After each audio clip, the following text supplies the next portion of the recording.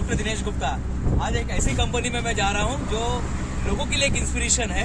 एक रिक्शा चालक मेरे साथ में है जो मुकेश गुप्ता है, और जो कैमरामैन जो हमारे जो कंपनी के ऑनर है। ये दोनों पार्टनरशिप में इन्होंने एक कंपनी चालू किया है। यादव जी और मुकेश जी, ये दोनों ने मिलकर एक कंपनी चालू किया है, जहाँ रंजीत यादव।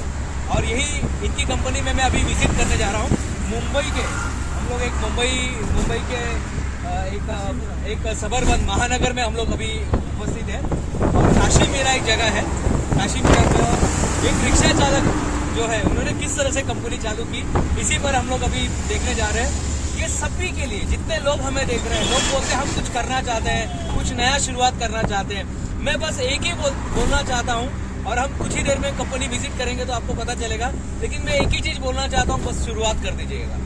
आपके पास कोई अगर आइडियाज है, अगर आप कुछ करना चाहते हैं तो बस कर दीजिए साहब। किस चीज का वेट कर रहे हैं? तो हम लोग अभी बस कुछ ही देर में हम लोग साक्षी इंटरप्राइजेस जो एम्ब्रॉयडरी टोटल 15 हेड की मशीन है, 2 मशीन 15 हेड की 2 मशीन लगी हुई है। तो अभी हम बस मैं बहुत एक्साइटेड हूँ कंपनी देखने के लिए। तो आप हैं क्या? नहीं, चलो कुछ ही देर में हम कहते हैं ना कि हर तरफ पैसा तो हर तरफ है, लेकिन कोई काम नहीं करना चाहता है।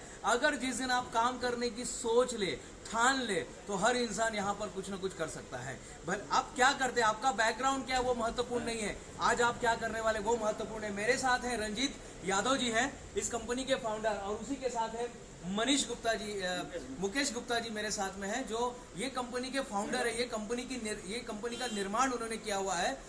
जैसे मैंने आपको बताया था, 15 हेड की 2 अलग अलग मशीन, 15 हेड की 2 मशीनें यहाँ पर।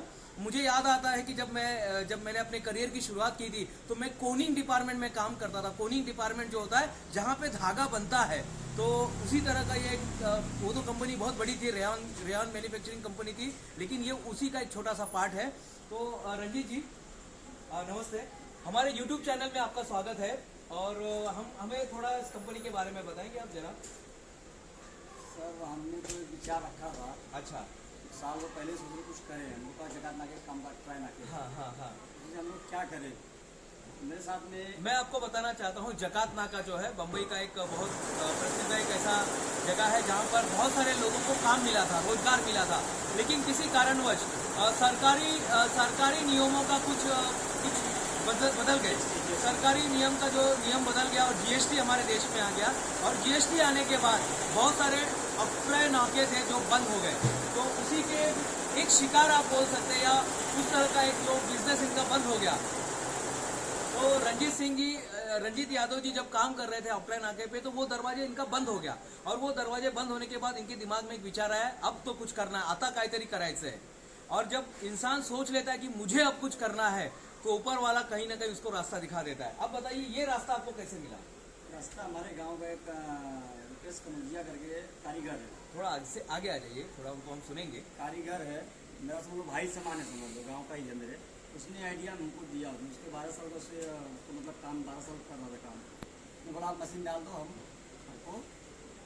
देखिए, जब आप रास्ते ढूंढते हैं ना, ऊपर वाला आपको रास्ता दिखा देता है। किसी ने बहुत अच्छी बात कही है कि मंजिलें उन्हीं को मिलती है जिनके सपनों में जान होती है। मंजिलें उन्हीं को मिलती है जिनके सपनों में जान होती है। पंखों से कुछ नहीं होता, हौसलों से उड़ान होती है। तो ये जो हौसला आपके अंदर था, एक जज्बा था। देखिए, इनके पास एक आइडिया आया। इन्हीं के गांव का कोई एक पर्सन उनको, जो 12 साल से ये काम कर रहा था, जिसकी वजह से इनको ये आइडिया मिला। क्या नाम था उस पर्सन का? रुपेश कनौजिया। रुपेश कनौजिया, हाँ, इन्होंने बताया भी था अपने इंटरव्यू में कि रुपेश कनौजिया की तरफ से इनको ये आइडिया मिला, और ये इतना बड़ा इन्वेस्टमेंट लेकर इन्होंने इसकी शुरुआत की। तो क्या तकलीफें आई थी चालू करते समय?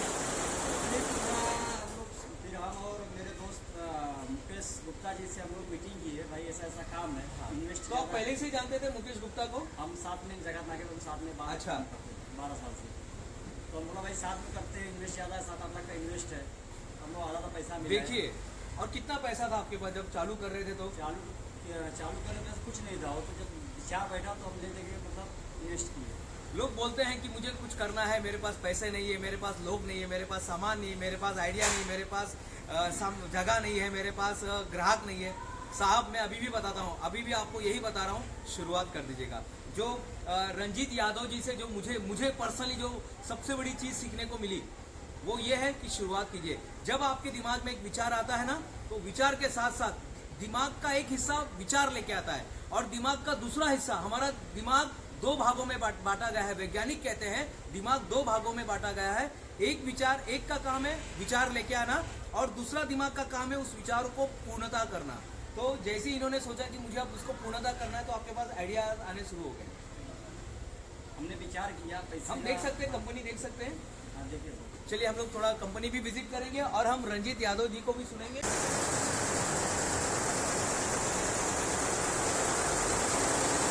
आप देखेंगे ये कंपनी है, आगे आ जाइए। ये कंपनी का मशीन है, ये आप इसको कंपनी बोलेंगे। 15 हेड यहाँ पर है और 15 हेड यहाँ पर है और यहाँ पर ये इनका प्रोडक्ट है। आप देखेंगे ये जो डिजाइन होता है ये कंप्यूटर पे होता है, जिसको CNC बोलते हैं, कंप्यूटर न्यूमेरिकल कंट्रोल मशीन। ये CNC पे काम करता है। ये मशीन जो है, पहले ये एम्ब्रॉयडरी हाथ से किया जाता था या जब उसको हम लोग तुरपाई बोलते हैं, या एक मशीन होता था उस हाथ से लोग करते थे सुई से।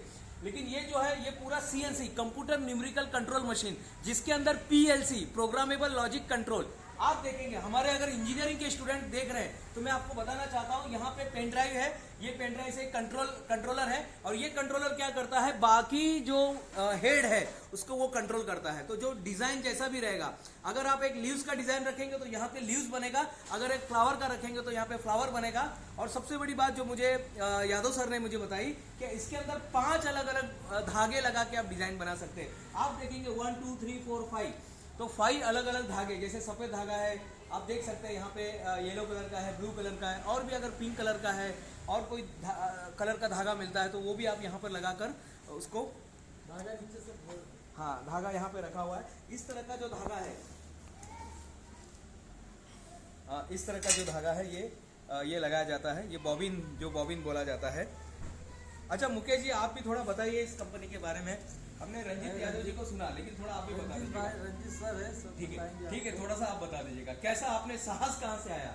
मैं आपको पर्सनली जानता हूँ, मैं बताना चाहता हूँ, इन्होंने हर वो काम किया जिससे इंसान आगे बढ़ सकता था, हर वो काम किया। वो रिक्शा भी चलाते थे, कभी इन्होंने चाइनीज का भी धंधा किया, और क्या, जैसे मुझे याद आ रहा है रघु की, अगर आपने फिल्म देखी होगी मेड इन चाइना, उसमें एक रघु जो पिक्चर राजकुमार राव जो हीरो है, नेशनल अवार्ड जिनको मिला हुआ है, उसमें एक रघु नाम का कैरेक्टर था। वो आगे बढ़ने के लिए हर काम करता है, वो कलिंगड़ बेचता है, वो तालपत्री बेचता है, फिर कुछ ना कुछ हमेशा बेचता रहता है और उसको एक दिन आइडिया मिलता है। तो वैसे ही ये हमारे रंजीत यादव जी और मुकेश गुप्ता जी की कहानी है।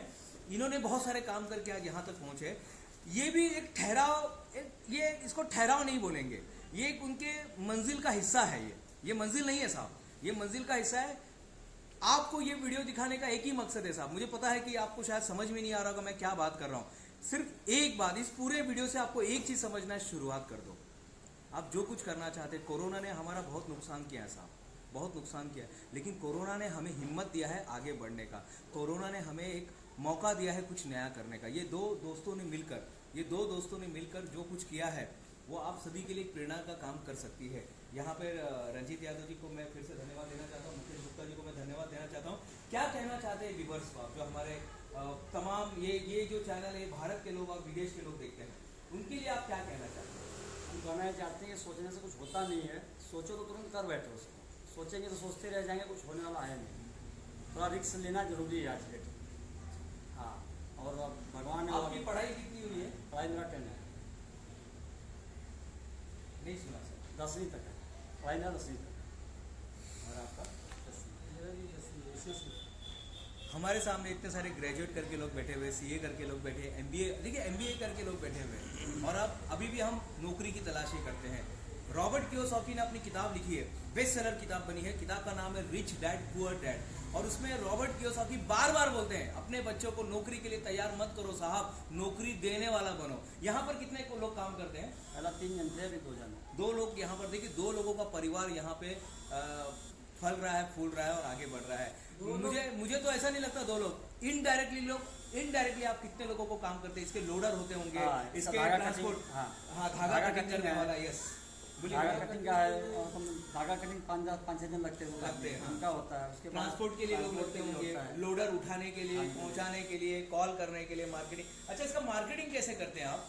मार्केटिंग सर, मैं नहीं बोलता हूँ पढ़ाई नहीं करनी चाहिए, साहब पढ़ाई कीजिए, लेकिन पढ़ाई का मकसद सिर्फ नौकरी पाना नहीं होना चाहिए, नौकरी देने वाला बनिए। ये दो दोस्त लोग हैं जो साथ में यहाँ पर आए, इन्होंने बहुत संघर्ष किया तब जाके यहाँ तक पहुंचे। लेकिन ये कहानी खत्म नहीं हुई है साहब, ये कहानी अभी और बढ़ने वाली है। अभी तो नापी है मुट्ठी भर जमीन, अभी तो नापी है मुट्ठी भर जमीन, अभी पूरा आसमान बाकी है। मैं प्रोफेसर डॉक्टर दिनेश गुप्ता यहाँ पर आपसे विदा होता हूँ, लेकिन मुझे पूरा विश्वास है आज के दिन आपने कुछ तो सीखा होगा, कुछ तो सीखा होगा, और कुछ नहीं सीखा तो कम से कम इस बात को याद कीजिएगा